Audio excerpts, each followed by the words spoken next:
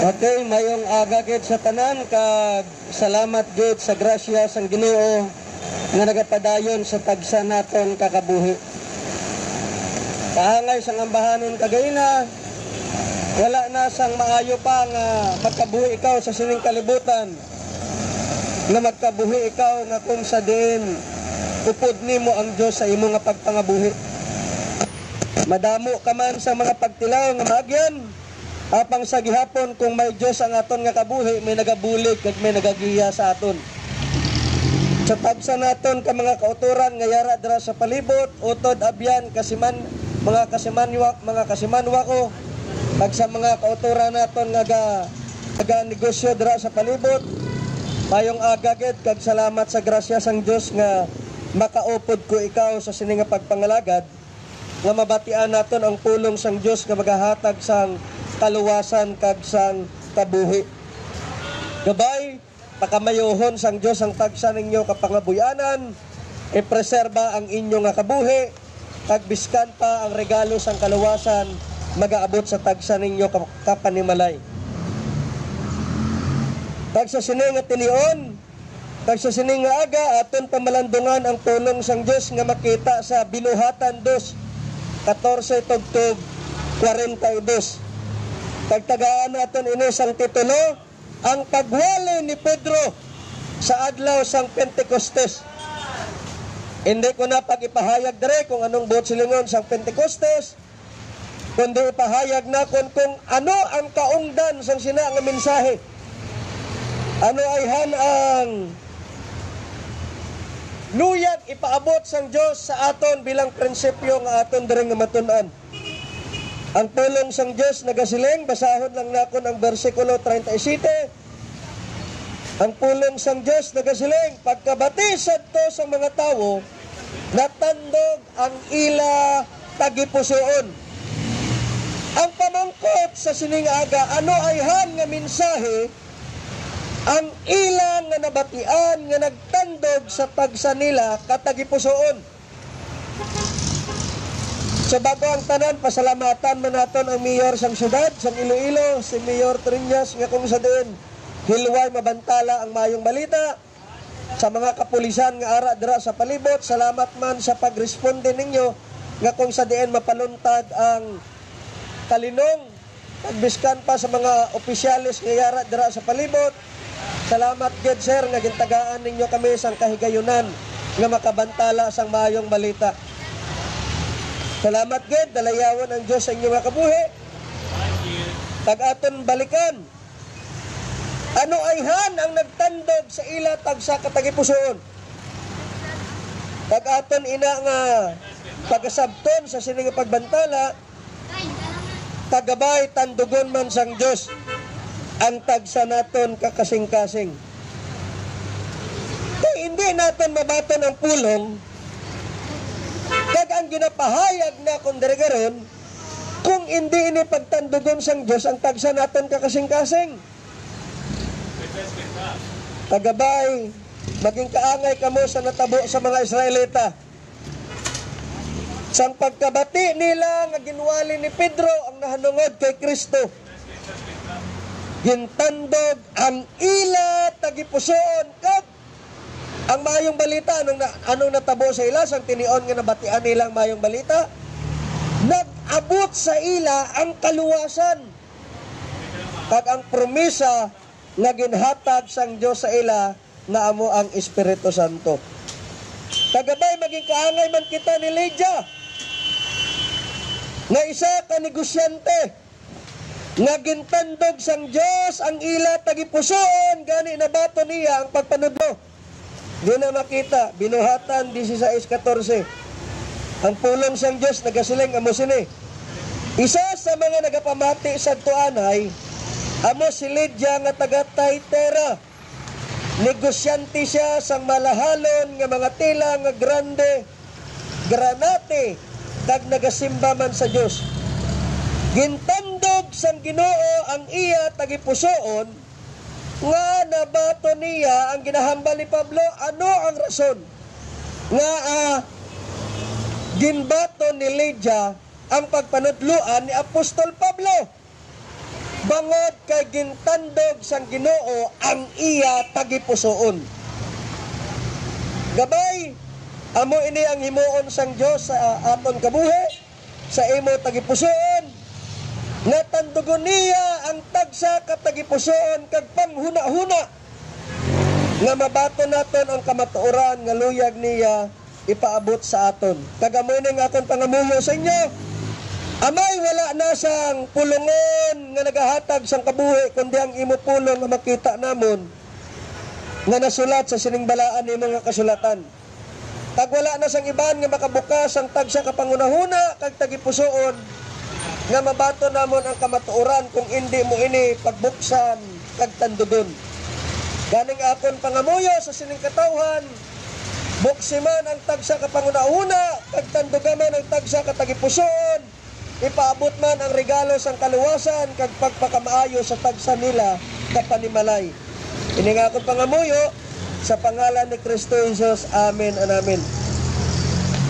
Subong madamo kita sa mga nabatian nga nagawali sa dalan, sa salakyan, sa sire, sa pambot. Madamo na subong ang nagawali. Pero kalabanan kung aton pamalandungan kag aton pamatian, wala na ginapahayag ang husto kag puro nga maayong balita. May ara nga nagawali nga nagapangayo-ngayo sa dalan, hindi na namon kaupod. Kay hindi imol ang amon Dios nga ginapangalagaran nga kinahanglan namon magpangayo-ngayo. Kaya nga amon Dios kahibalo maghimuno sang tagsa namon kapang kinahanglanon. Kag ining pulong nga amon nga nabatian, libre namon nga nabaton, libre man namon ini nga ginahatag sa inyo, pero kung magbunga ini, supisente ini, biskan sa piyak nga kinabuhi, pasalamatan mo gid ini sa Ginoo. Kung may ara man nga nagapahayag sang maayong balita, hindi na maayong balita nga ginbantala sa mga apostoles. Hindi nang puro kundi may simbog kag kung kisa ginagamit pa sa hindi maayo nga motibo. Kag ang hambal ni Apostol Pablo sa Galatians chapter 1, 6 kag 9 sa mga nagatudlo sang hindi insakto nga maayong balita, ang hambal sa pulong sang Dios, pero tandain ninyo ini, bisan ang anghel nga halin sa langit o kon bisan kami nga mga manugwali sang maayong balita, kaglain kaysa sa maayong balita nga amon nga ginawali, sumpaon kami sang Dios. Nagsiling kami sang una, kag subong ginasulit ko nga ang bisan sin-o nga nagatudlo sa inyo sang lain nga maayong balita, sabdungon siya sang Dios o kon sumpaon siya sang Dios. Otod, grabe gali ka delikado. Kung ikaw nga nagabantala sang maayong balita kag hindi inisuno sa pulong sang Dios ang atong ginabantala, ang Dios gid amo ang magasumpa sa aton kung himuon naton ina. Wala na sang iban nga maayong balita. Ang maayong balita nga ginabantala namin sa unang Korinto 15:1 kag 3 nagapahayag kag 2:4 amo sini. Si Kristo napatay para sa aton sala. Siya nabanhaw sa ikatatlo kaadlaw suno sa kasulatan. Otod abyan wala na sang iban pa nga maayong balita. Na ang Diyos nagpakatawo kay naghatag sang iya nga kabuhi para matubos lang kita sa aton mga kalautan, kasalanan, kalapasan. Wala na sang iban pa nga halad sa kalapasan sang tawo, maluwas na gid lang sa hamili nga dugo ni Kristo. Gani kung wala sa hamili nga dugo ni Kristo ang tagsa kasala sang tawo, wala gid sang kapatawaran. Di ba maayong balita na nga ang tawo malaot, pero ang Diyos nga balaan nagpakatawo kag nagkabuhi kaupod naton, kag ginhatag niya ang iya nga kabuhi, naging matinumanon sa cross, nga kung sa diin ang aton sala iya gindala sa iya kamatayon, kag ang iya pagkamatarong iya ginpatapik sa aton, kag nadeklarar ikaw nga matarong na sa tubangan sang Dios. Amo nang mayong balita. Ang rason nga ginahatag ni Kristo ang iya nga kabuhi. Si Kristo napatay agud maluwas kita sa silot tungod sang aton sala kag ini suno sa kasulatan. Hindi pulong ni Brother Lloyd, kundi pulong ini sang Dios nga ginsulat sa iya nga kasulatan. Kag amo ining mayong balita nga luyag ipahayag sa aton ni Kristo. Kag sang iya mga apostoles nga ginmando mismo ni Ginoong Hesus sa Marcos 16:15, lakat kamo sa bug-os nga kalibutan kag ibantala ninyo ini. Kag amo man ini ang ginbantala sa mga apostoles pagkatapos nga nagkayab si Kristo sa Marcos 16:19 kag 20. Pag amo ini ang ibantala nakon sa inyo subong. Gani pamati ang ining pulong sa Dios para sa imo. Ano ayhan ang ilang nga nabatian nga nagtandog sa ilang nga kasing-kasing. Kag subong aton pamatian ang maayong balita nga ginbantala sa mga apostoles sang una nga ginmando ni Kristo sa ila. Ang una nga ilang nga nabatian nga pagkatapos nga nagkayab si Kristo, ang hambal ni Pedro, si Hesus nga inegin pamatud-an sang Dios. Ang hambal ni Pedro sa iya mga kasimanwa, si Hesus nga taga Nazaret, ginsugo diri sang Dios. Dagin pamatud-an ini sang Dios paagi sa mga milagro kag makatilingalang nga butang nga hindi nila mapanginwala. Otod, si Kristos ang Diyos mismo amo ang nagpamatuod.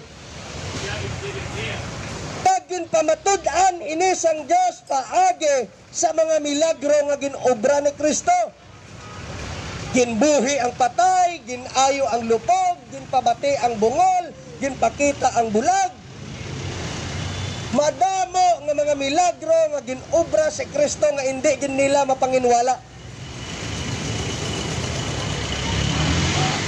Amoy ning kamatuoran nga hindi gid nila madaya. Amoy ning kamatuoran nga dapat gid nila mahibaluan. Nga ang Diyos mismo ang nagpamatuod sini nga si Kristo ginsugo kag wala na sang ibang pangasugo nga ginpadala kundi si Kristo gid lang. Hebreo 1 kapitulo 3. Sang ulihi nga mga inadlaw nagpakighambal ang amay paagi sa iya anak. Kag ang tanan nga luyag ipahambal kag ipabalo sang iya nga amay, ginpahayag na sang iya nga anak kag ara na sa pulong.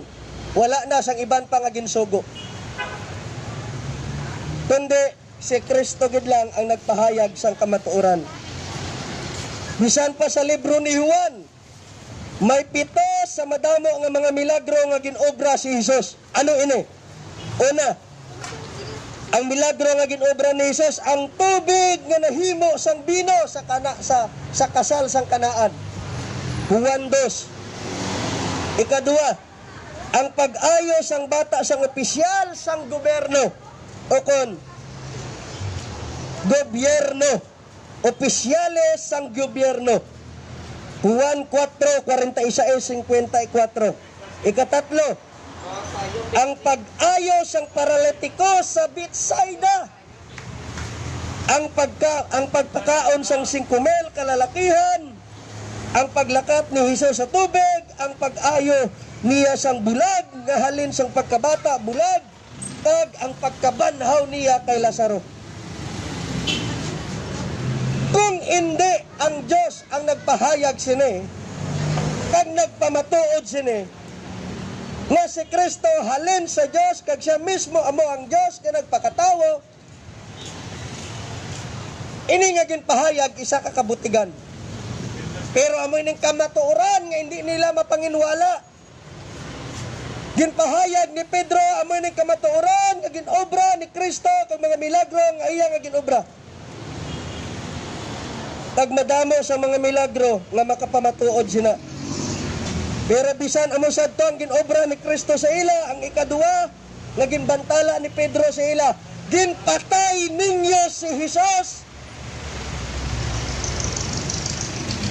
Madamo ang ginobra ni Kristo nga makapamatuod nga ini naghalin sa Dios. Kag makapamatuod sang iya nga pagka-Dios.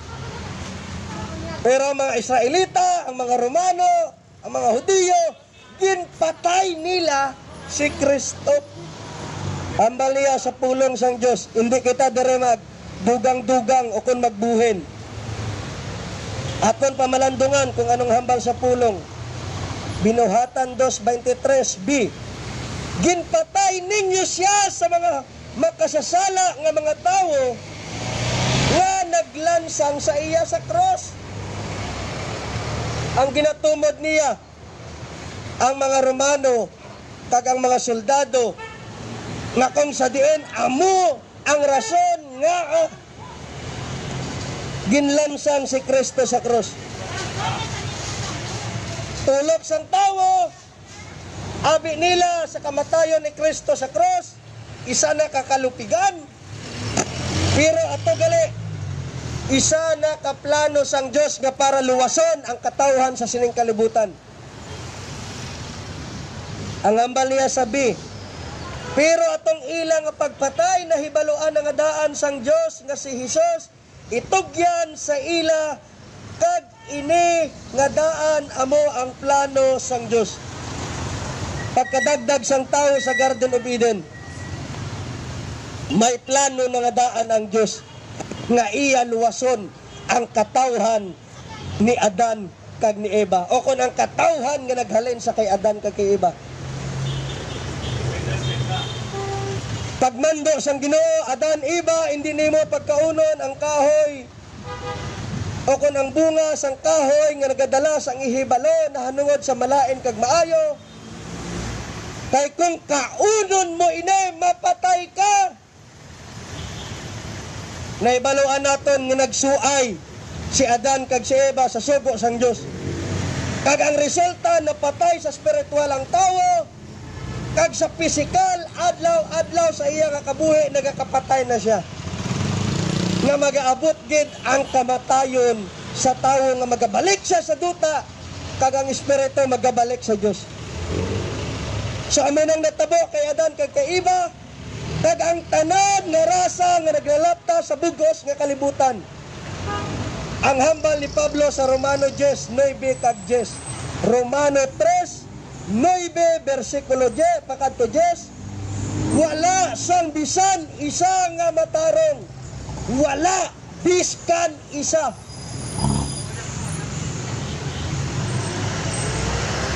Tagang hambal pagid sang pulong, tanan kita nagliwas sang dalan, kaangay sang karniro nga nagtalang, kag nahiwad-an sang himaya. Hudiyo kag hintel, tanan kita makasasala. Ay ang hambal ni Pablo sa Romano 5:12, bangod sa sala ni Adan, nag-abot sa bugos nga kalibutan ang kamatayon. Gani sa presensya gali sang Dios, ang tanan nga katawhan sa kalibutan patay sa atubangan sang Dios, malaot sa atubangan sang Dios, makasasala sa atubangan sang Dios, kag kita ina wala sang bisan isa sa aton nga matarong. Pero sa pagplano sang tawo nga patyon nila si Jesus, ato gali ginplano na sang Dios nga mapatay ihatag ang iya anak bilang kabayaran sa sala. Amo nang hambal sa Juan 3:16. Kay ginhigugma sang Dios ang mga katawhan sa kalibutan, gani ginhatag niya ang iya bugtong anak ka ang bisan sino nga magtuo sa iya may kabuhi nga wala sang katapusan. Naging makasasala man ang tao bangod sa pagsuay ni Adan, pero bangod sa iya bugtong anak nga iya nga ginhatag, makaangkon kita sang kabuhi, kag makaangkon kita sang kapatawaran. Wala na sang ibang nga halad nga makakuha sang sala sang katawhan, kay biskan si Jesus mismo nagpahayag, kung hindi kamo magtuo nga ako, hindi gid mapatawad ang aton sala. Sa katuyuan sang tawo, luyag nila patyon ang kabuhi ni Kristo, pero ato gali ginplano sang Dios para gali sa iya nga mga katawhan. Di ba la maayong balita ina?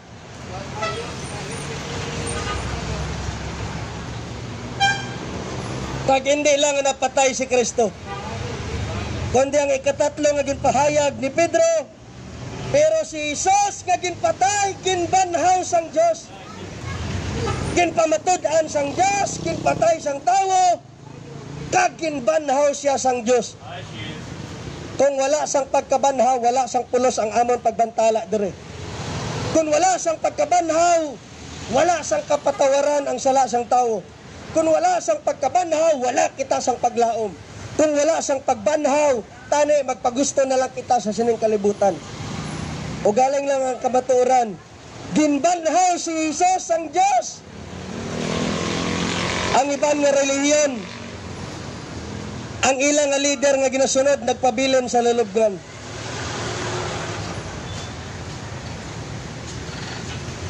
Si Muhammad, sang napatay, nagpabilin sa lulubngan.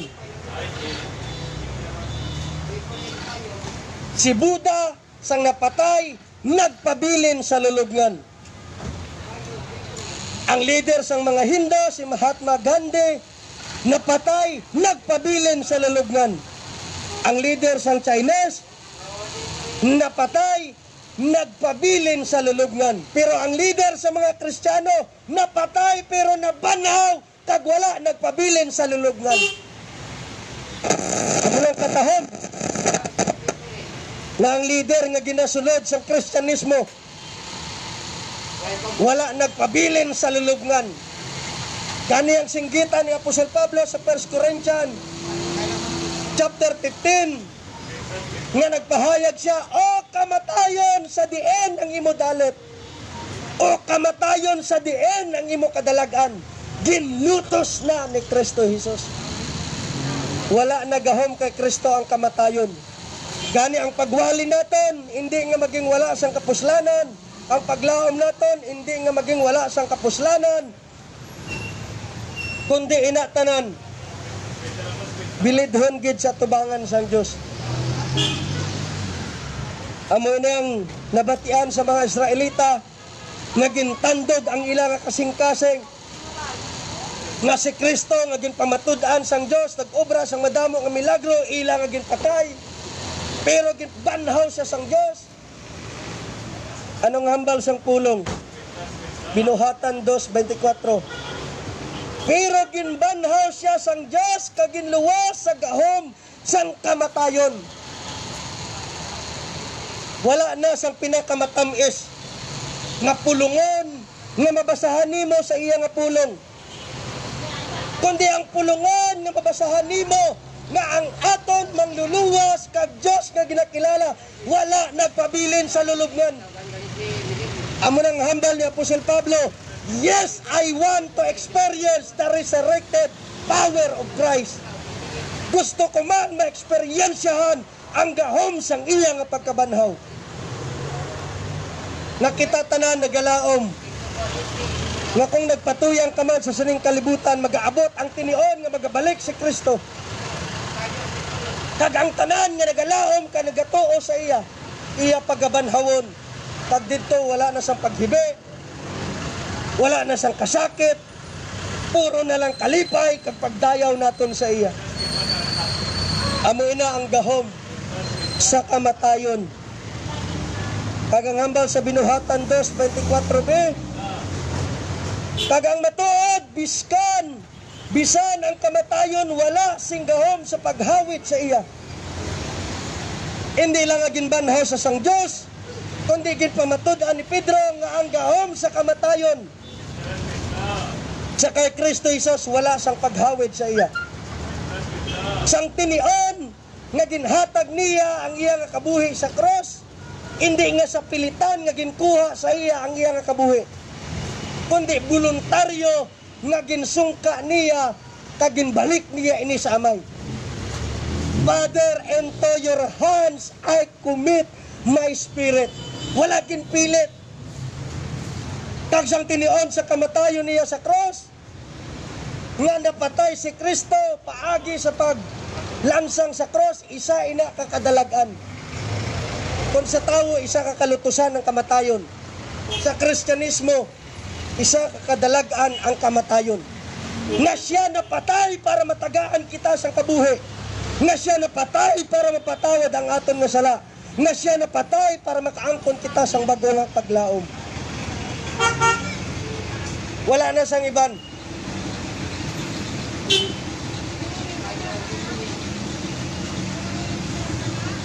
Kagdaregid pamatud-an ni Pedro. Ang tatlo kapamatuod nga ina nga itabo na matuod gid nga ginbanhaw si Kristo. Una nga pamatuod ni Pedro sa pagkabanhaw ni Kristo, iya ginpamatud-an paagi sa kasulatan nga ginsulat ni David nga makita sa Salmo 16:8 kag 11. Nga ang gintagna dire natuman pag-abot sa binuhatan 2:5 kag 31. Ang propesya ni David nga natuman kay Hesus, nga ang hambal sang pulong, naghambal si David parte sa iya, naibaluan ko perme nga nagaupod sa akon ang Ginoo, kag tungod nga ara siya sa akong tupad, hindi ako matublag. Amo ini nga malipayon ako, ang akon ginahambal puno sang kalipay, kag magakabuhi ako nga may paglaom. 27. Kay hindi mo ako pagpabayaan nga mabilin sa lugar sang mga patay. Si Kristo ang ginatumod sini sa daan nga katipan. Hindi mo pagtugutan nga madunot ang imo matutom nga alagad. Ginatudluan mo ako kung paano makaangkon sang padayon nga kabuhi. Tungod sang imo presensya, naging malipayon ako. Ang ginpahayag dire, hindi si David ang ginbanhaw halin sa lulubngan, kundi ining ginpahayag ni David. Si David isa ka propeta nga nagtagna kay Kristo, na si Kristo hindi magpabilin sa lulubngan, kag hindi siya pagpabayan nga magpabilin dito. Isa ka pamatuod, ginpamatud-an sang pulong sang Dios ang nanungod sa pagkabanhaw ni Kristo. Kag ikaduha, hindi lang sa sinulatan ni David, kundi man nakita initanan sa mga apostoles kag iya mga sumulunod. Gani hindi gid nila mapanginwala nga sang tinion nga may mga soldado nga nagabantay sa lulubngan ni Kristo, nga sang hinali lang nagbukas kag nakita nila sa sulod nga wala na dito si Kristo, ginkadtuan sa sang mga pare kag ila ginpaandaman kag sang ilang mga opisyalis nga hindi pag-isugid na si Kristo ginbanhaw, kundi hambalon ninyo ang mga tao nga ginkawat siya sang iya mga sumulunod. Pero ang kamaturan, si Kristo na banhaw halin sa lulubngan kag nakita ina sa mga apostoles. Nagpakita sa kay Pedro, nagpakita sa kay Santiago, nagpakita sa mga babaye, nagpakita siya sa 12 ka mga disipulo, kag sa ulihin nagpakita siya kay Apostol Pablo. Hindi gid nila mapanginwala. Gani hindi kagid maghatag sang pagduda nga ang mga apostoles ni Kristo handa nila ihatag ang ilang kabuhi para sa pagbantala sang kamatuoran. Nga hindi nila mapanginwala nga si Kristo na banhaw gid kay amo inang kamatuoran. Biskan ihatag nila ang ilang kabuhi para lang ipamatuod, isinggitan, ipahayag na si Kristo na banhaw gid halin sa lulubngan. Utod amoy nang imo buhay nga paglahom. Nga kun wala ang pagkabanaw ni Kristo, wala sang kabayaran ang aton sala nga ginobra sa sining kalibutan. Wala ikaw sang paglahom nga pila ka adlaw maging kaupod nimo ang imo manunuga. Si Kristo isa ka manunuga man, hambal ni Pablo sa libro sang Kulusas. Kagang pamatuod ni Pedro sa versikulo 32, nang hambal niya, kami tanan nakasaksi sa iya nga pagkabanaw. Kag sa ikatatlo, ginpamatud-an ini sang Espiritu Santo nga ilang nabatian. May tatlo ka ebidensya sa pagkabanhaw ni Kristo. Ginpamatud-an sang pulong, ginpamatud-an sa iya mga sumulunod, kag sa iya mga apostoles, kag ginpamatud-an sang Espiritu Santo nga si Kristo na banhaw gid. Kag ining tatlo ka ebidensya makapamatuod nga si Kristo ginbanhaw kag wala nagpabilin sa lulugnon. Kag hindi lang si Kristo napatay ginbanhaw, kundi ginbayaw siya sang Dios. Ngang hambal sang pulong, gani dapat gid ninyo mahibaluan tanan nga mga Israelinon nga ini si Jesus nga inyong ginlansang sa cross, amo ini ang ginpili sang Dios nga maging Ginoo kag Kristo. Ang buot silingon. Anong buot silingon sini?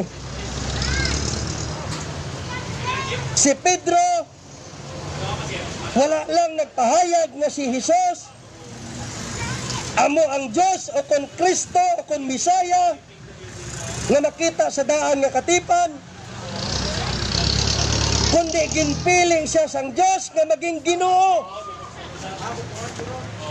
Buot silingon, kilalaha si Kristo amo ang imo agalon. Kilalaha nga si Kristo amo ang may otoridad. May otoridad sa pagbuhi, may otoridad sa pagsilot, may otoridad sa pagpain sang kanding kag karnero, sang uhay kag butel. May otoridad siya sa paghatag sang kabuhi, kag may otoridad siya sa pagtagbong sa imo sa linaw sang kalayo. Kag pagkabati sadto sa mga Israelita, gintandog ang ila tagipusoon. Ang rason kali sa pagwali ni Pedro sa Pentecostes nga gintandog sang Dios ang ila, nga gintandog sang pulong ang ila tagipusoon. Bangod na batian nila nga si Kristo ginpamatud-an sang Dios, nga si Kristo napatay, pero si Kristo wala nagpabilin sa lulubngan, kundi si Kristo nabanhaw. Kag ginhimo siya nga Kristo kag Ginoo.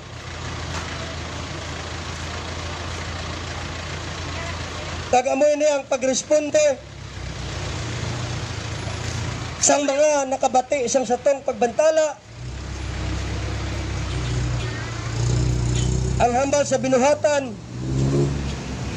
2:38, pagkabati sadto sa mga tawo pamati ini, natandog ang ila tagipusoon, gani nagpamangkot sila kay Pedro kag sa iya mga kopdanan, mga utod, ano ang dapat namon himuon? Kinhilab, kinbuhi, nga nakaresponde sila, kag nakamarasma sila, nga may kasaypanan gali sila, kag sala sa tubangan sang Ginoo. Kani ang siling sa ila ni Pedro, ang tagsa-tagsa sa inyo maghinulsol sa inyo mga sala, kag magpabautiso sa ngalan ni Jesus, kag dayon mapatawad ang inyong mga sala, kag mabaton ninyo ang regalo sang Dios nga amo ang Espiritu Santo. Kag pag-abot sa versikulo 41, madamo ang nagtuo sa mensahe sa mga apostoles, kag nagpabautiso sila, kag sa sadtong adlaw may 3,000 katawo nga nagdugang sa mga tumuluo. Kung kisaya muhat na lang, sa pagwali ni Pedro, isa niya kawali, 3,000 ang naluwas. Pero subong 3,000 nimo nga pagwali biskan isa gabay pa may maluwas. Otod abyan, amoy ning maayong balita. Ang pagpahayag sa kamatayon, paglubong, pagkabanhaw, pagkaginoo ni Kristo, nga kung sa diin amo ang nagtandog sa ila tagsa katagipusoon.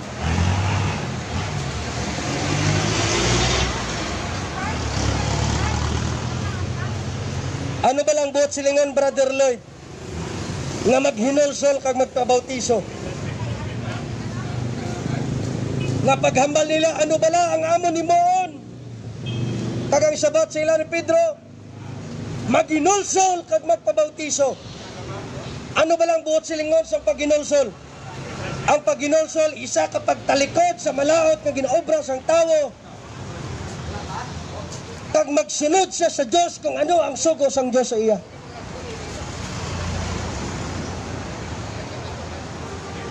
Pag hindi mahimo sang tawo, kung hindi ang Diyos ang naghimo sa, kung hindi ang Diyos ang nagtandog sa iya kasing-kasing. Amo ni nga mga butang nga hindi maubra sang tawo. Unless lang pagduhon sang Diyos ang inang kasing-kasing. Nga magtalikod siya sa sala, kag magsunod siya sa Diyos. Ang pulong wala nagapahayag nga sa nagwali si Pedro kag naghambal ang mga Israelinon, ano ang amo ni Moon? Wala siya nagambal, palapit, sunda ang akon pangamuyo. Wala siya nagambal, ibayaw ang imong kamot. Wala siya nagambal nga palapit kay akon tungtungan ikaw sa akon mga kamot. Amo na ang wala nga ginhambal ni Pedro. Ang iya nga ginpahayag, maghinulsol kag magpabautiso. Ang paghinulsol isa ka pagpakita sang ebidensya sa pagtrabaho sang Dios sa sulod. May duwa ka klase sang paghinulsol. Ang paghinulsol nga tawhanon lang kag diri lang sa kalibutan, kag ang paghinulsol nga ginhatag ini sang Dios. Ang paghinulsol nga iya sang tawhanon nga bunga lang sang emosyon, pagkabati nila sang pulong, nagpangasubo man sila, pero wala sang pagbago sa ilang kabuhi. Pero ang paghinulsol nga ginhatag sang Dios, nabatian nila ang pulong, nagtandog sa ilang kasing-kasing, kag nagbago gid ang ilang kabuhi. Amo ina nga paghinulsol nga naghalin gid sa Dios, kag hindi bunga sang emosyon sang tawo.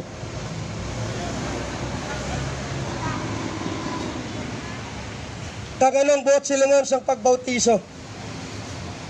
Ang pagbautiso nga ginobliga gid ni Pablo o ni Pedro na maghinulsol kag magpabautiso kay ang tanan nga mga sumulunod sa libro sang binuhatan, ang tanan nagpa-idalom sa isa ka pagbautiso.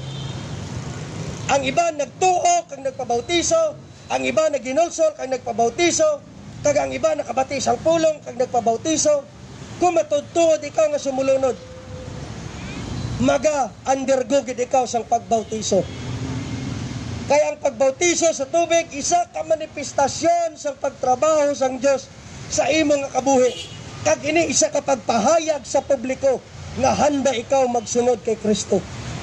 Ang pagbautiso nagakahulugan ina nga sang tinion nga naglubong ikaw sa tubig, nagapahayag nga naupod na ikaw sa kamatayon ni Kristo.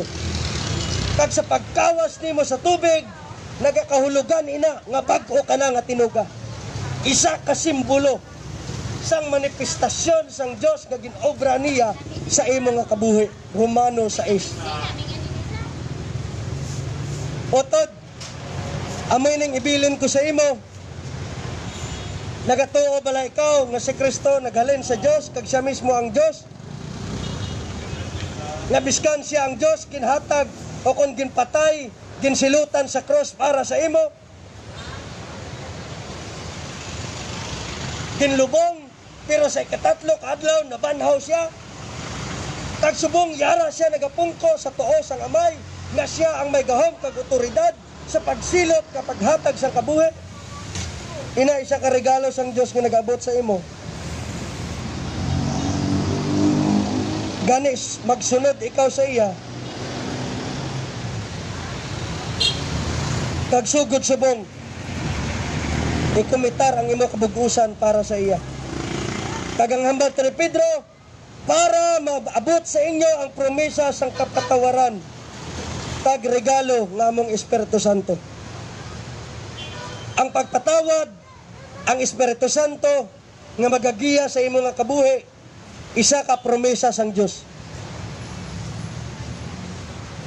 Iya nga gimpromesa sa tagsa niya ka mga kaanakan.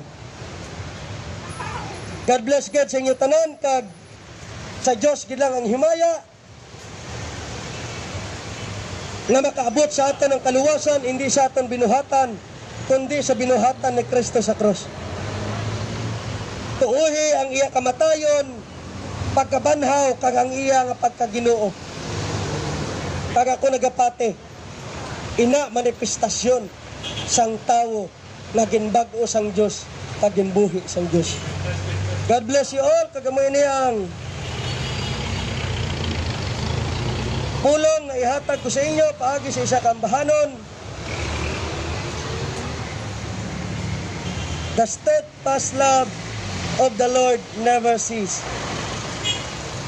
Wala nagauntat ang paghigugma sang Dios para sa tanan na sa iya nga pagkamatutom, ara pang inangahulam nga kabuhi. God bless you, sir. Ginapreserba. God bless you. Pero salamat, God. Nga kung sa din nag-abot sa aton ang kaluwasan. O tadabyan kung hindi gilang sa pagkamatutom sang Diyos. Kinsilutan na tani niya kita.